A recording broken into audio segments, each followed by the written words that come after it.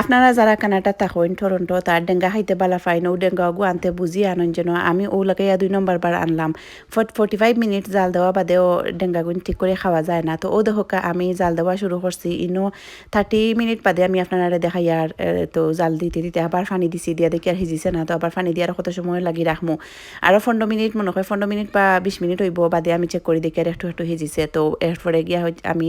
এখন তেলো বাজি লাইমু হুকইন দিয়া রান্ধিতাম করি আর কি এর আগে আরও দিন রান্ধিছিলাম ডাইরেক্ট আমি ইলিশা মাছ দিয়ে রান্ধিলাম তখন আমি কোনো ফাঁপ ফেলাইছিলাম না